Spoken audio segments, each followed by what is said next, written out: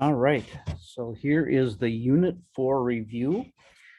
Make sure you're following along, make sure you have your note sheet, and we're going to get started. At the beginning of Unit 4, we talked about slope, and we talked about different ways of calculating slope. Just a reminder, slope, we use the letter M. It is the rate of change between any 2 points on a line, and slope measures the steepness of the line. So we can find slope if we know 2 points, x1, y1, and x2, y2, using the formula m slope is equal to y2 minus y1 over x2 minus x1. If we have a graph, we can use the idea of rise over run. Find 2 points on the graph and count how far you go up and how far you go over to get to the next point. If you go down and over, then you're going to have a negative slope. So the reason we like to talk about slope is for graphing. And if we have an equation in slope-intercept form, we are going to graph it following these 3 steps. We're going to start by graphing the y-intercept on the y-axis. So in our example here,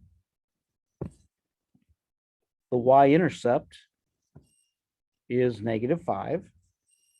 So that's our value for B.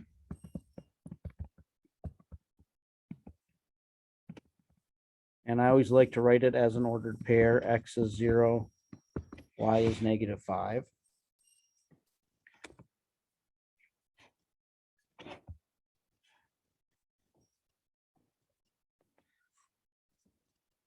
Then from that point, we're going to use the slope to get more points. And here the slope is 2,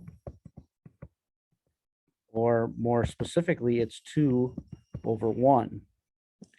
So from our point 0, -5, we go up 2 over 1, up 2 over 1, up 2 over 1. And we can do that as many times as we want until we run out of space. We could also go down 2 and left 1. And you'll see those line up perfectly with our other points. And then we draw our line.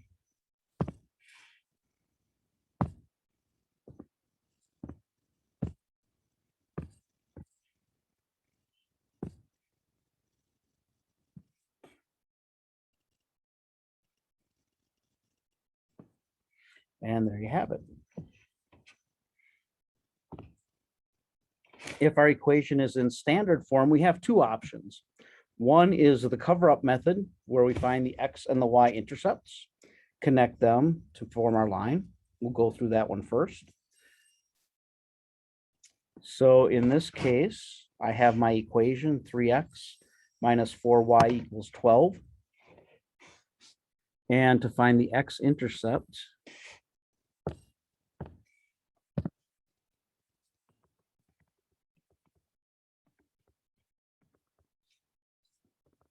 that's the point when y is 0. So I'm going to use the cover-up method.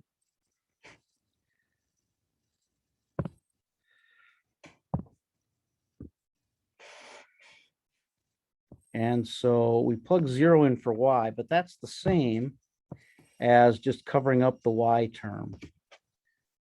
So what we're left with is 3x equals 12. To solve for x, we divide by 3. So x equals 4. And so our x-intercept is the 0.40. Now we need to find the y-intercept. And the y-intercept is the point where x is 0. So with the cover-up method, we cover up the x term. And don't forget the negative stays here. So it is minus 4y equals 12. Divide both sides by -4. And y equals -3.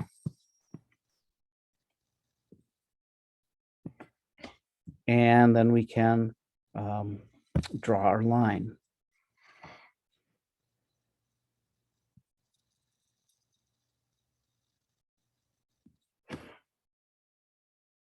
And there we go.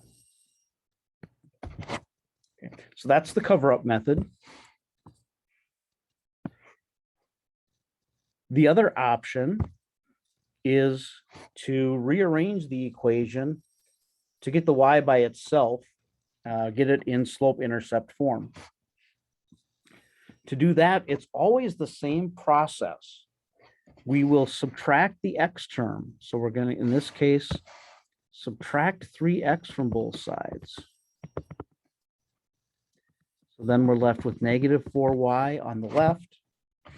And we cannot combine terms, so we get minus 3x plus 12.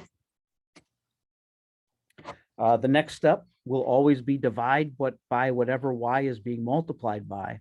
So divide by negative 4. And on the right-hand side, I'm going to divide each term by negative 4. On the left-hand side, the negative 4s cancel out. We're left with y. On the right-hand side, a negative divided by a negative gives us a positive. So negative 3 over negative 4 is the same as 3/4 x. And 12 divided by negative 4 is minus 3. So now we have it in our equation in slope-intercept form, and we can graph that way.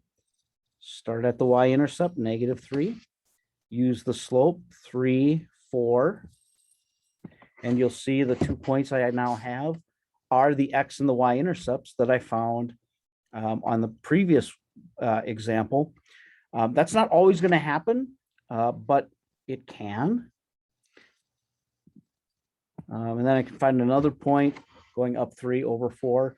And again, I could do that as often as long as I have room for it. And then draw our line.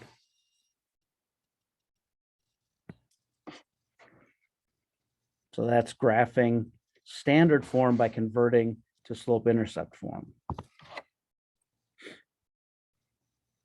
And then we talked about scatter plots. And a scatter plot shows a relation between two data sets, which are graphed as ordered pairs x and y.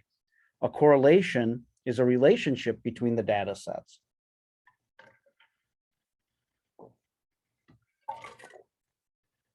And we talked about 3 different possible correlations. A positive correlation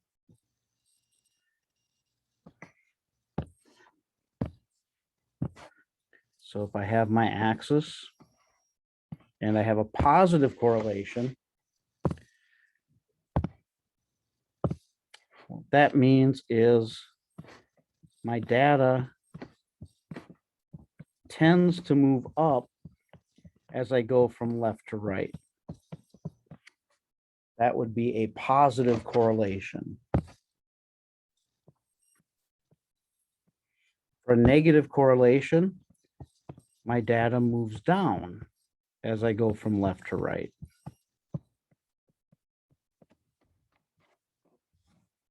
And then for approximately no correlation, there really isn't a pattern. It does not go up or down. It's just kind of all over the place.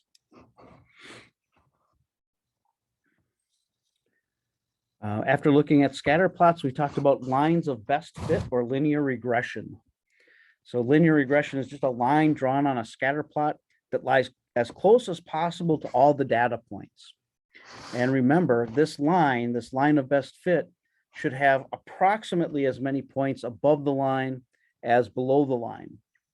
The linear regression equation is generated with the graphing calculator, and we did some examples like that as well.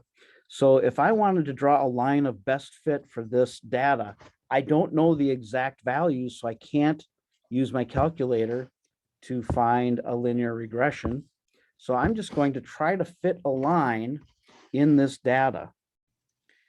And it might look something like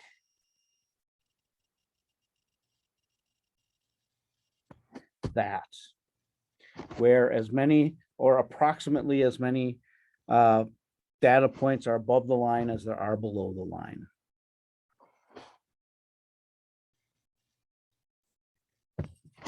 If we did have the exact values, we could use our regression equation on the graphing calculator. The steps are on your note sheet. I will allow you to look at that and review that on your own. Then we talked about linear inequalities and systems of inequalities. So we talked about slope-intercept form. So here we have a system, it's in slope-intercept form. So we're going to graph y is greater than negative 2x plus 4. So I start at my y-intercept, positive 4. I use my slope negative 2, so down 2 over 1. And again, I can do that as many times as I want. And then I need to ask myself, should that line be solid or should it be dashed? And so in this case, my inequality is only greater than, so it's going to be a dashed line. So one way that I remember that is there is not a solid line underneath my inequality. So there won't be a solid line when I graph it. And then I need to shade. In this case, it's greater than, y is greater than, so I shade above the line that I drew, my boundary line. So shade above.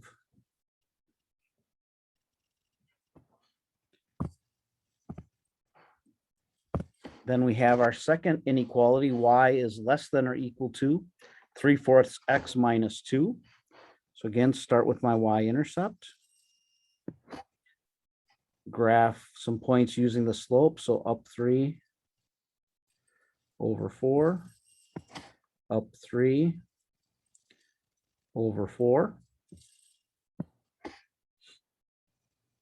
In this case, I do have a solid line underneath. It's less than or equal to. So I am going to use a solid line.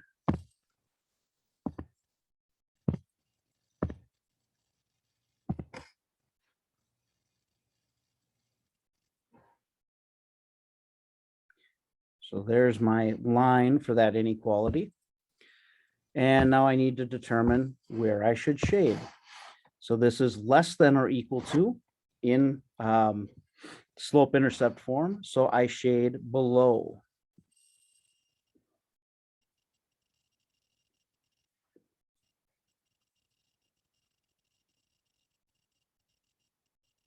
And the solution is where the two graphs overlap. And that's shown by the gray region in my shading. The other option, we could have standard form. And then we have to make a decision. Do we want to just use the intercept method? Or do we want to use the rearranging in the y equals method? So again, I will go through both. If I wanted to use the intercept method, the first thing I would do, I would find my x-intercept. That's where y is 0. So I cover up the y.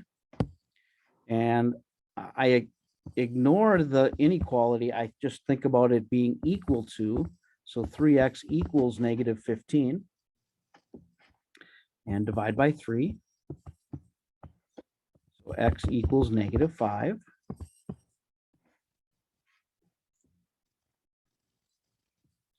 There's my x-intercept. Then I find my y-intercept. And that's the point when x is 0. So I ignore the x. I need to remember to keep that negative with the 5y equals negative 15. Divide by negative 5. Y equals 3.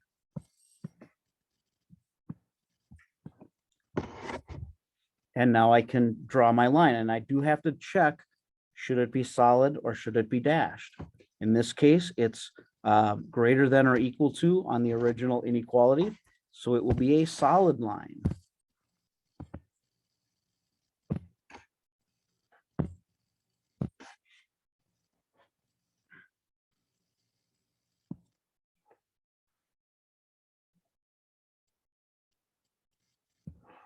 And it should look something like that. Off a little bit. There we go. And now for shading. So for this one, for shading, I need to pick a point not on my line. And if 0, 0 isn't on my line, that's the point I'm going to pick. And I plug that in. And if I plug in 0 for X and 0 for Y, the great thing is I would get 3 times 0 minus 5 times 0. Well, that's just 0. And with standard form, if you choose the point 0, 0, you're always going to get 0 on the left-hand side. And I want to know, is that greater than negative 15? Yes, it is. So I am going to shade on the side 0, 0 is on.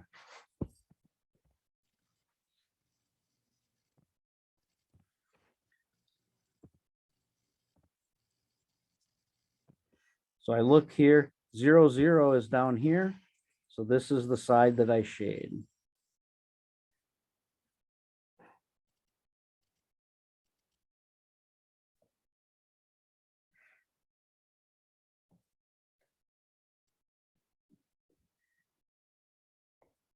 That's using the intercept method.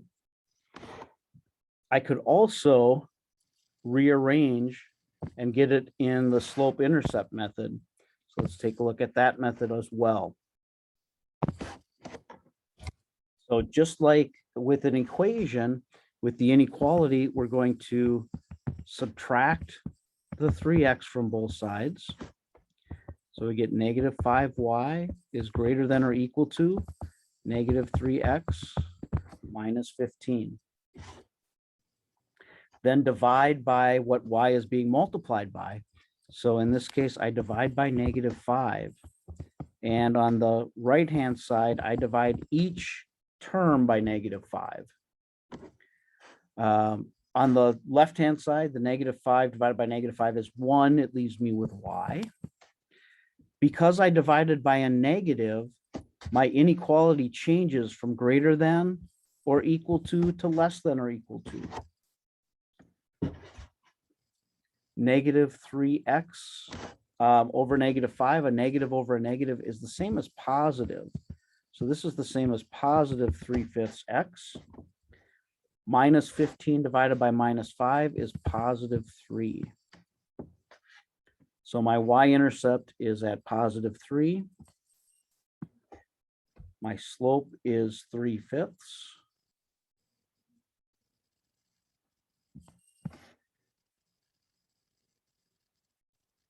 So I can go up 3 over 5, again, as many times as I want. It is less than or equal to, so we're going to use a solid line.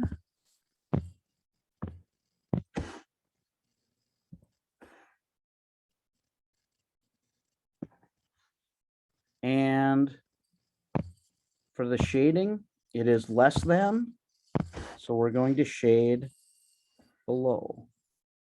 And again, this should look exactly like the last example we did because it's the same inequality.